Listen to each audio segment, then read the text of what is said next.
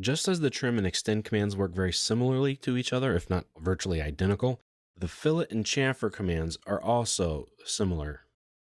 Now, the fillet command creates a tangent arc between two lines, and a chamfer creates an angled line between two lines, and the processes are very similar. You start the command, you define the arc radius, or the fillet in that case, or in the case of a chamfer, you define the distances for where the chamfer line goes.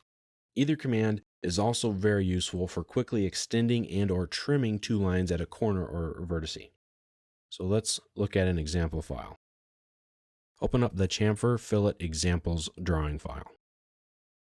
Here I have a series of different lines, one that's a square with rounded corners, and a couple of different lines that need to be trimmed, extended, etc.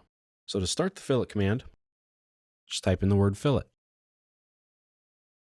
Or you can press in the letter F. Now the fillet command is also found in the ribbon. Go to the Home tab, go to the Modify panel, go right here. This is the fillet command. If you click on this flyout, you have the fillet and you have the chamfer. They work very similarly. So we're going to start with the fillet command. Type in the letter F, press Enter. Now we need to define the radius. Type in the letter R, press Enter, and you have to type in your value. I'm going to use a value of 2. So I'm going to zoom in here. I'm going to click that first line and then click the second line. You'll see here it'll give you a little preview of what it's going to look like when you're finished. And that's the fillet command. It's very simple to use. Now the chamfer command works very similarly. Type in CHA for chamfer, or you can find it on the ribbon right here. And you enter in the distances for your lines. So if I pick the number 2, and then I enter in number 2 again, press Enter.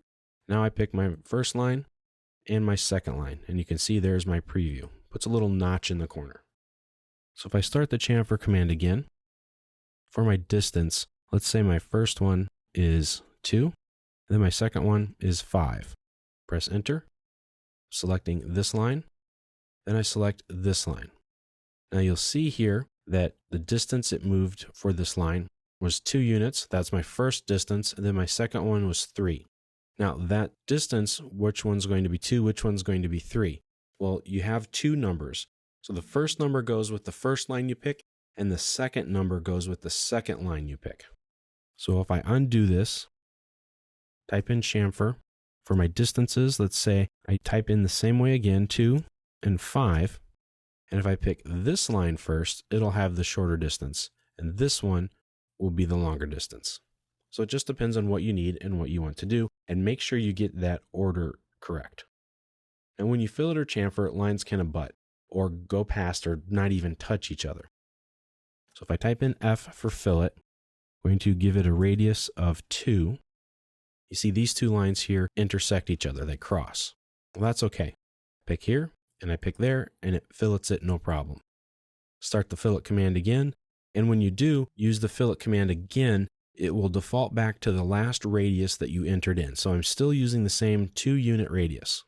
So this line stops up here, or it abuts up to this other line. If I pick up here, it'll put my radius on the top. If I pick down here, it'll go towards the bottom. Now these 2 lines don't even touch each other at all. If I start the fillet command again, I pick this line, and I pick this line, you can see here it extends out the line and then makes the fillet where they would intersect.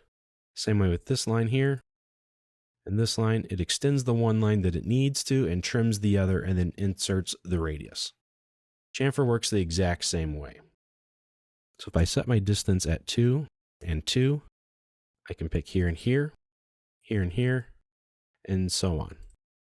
Now, there could be a case where you don't want to put in a fillet or a radius, but you just want to sort of trim both lines together. Now you can do that, and you can do that with either command, and you do it the exact same way. So if I type in chamfer, CHA, D for distance, and I type in 0 and 0 for both of them, that's exactly what it's going to do, make a chamfer of 0. And it just trims up and extends the lines up exactly the way I want. If I start the fillet command, tell it a radius of 0, press return, pick my first line and my second line, and it goes to it.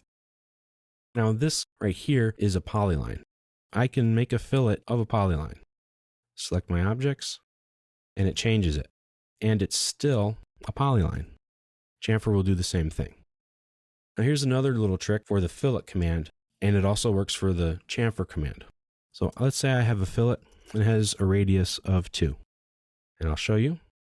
Gives us a radius of 2. Well, let's say I need to create a corner for that. I can start the fillet command, and I showed you if I set the radius to 0, it will make it a radius of 0. Well, I don't want to do that because I want to keep making other fillets for the same radius, and I don't want to change what I'm doing. So if I hold on the shift key and then I pick these 2 lines, it'll create a fillet of radius 0.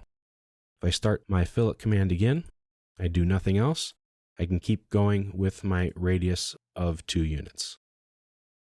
I see here on this radius that it created, it didn't delete this because that line wasn't touched. And this is not a polyline. It's just the broken up individual lines.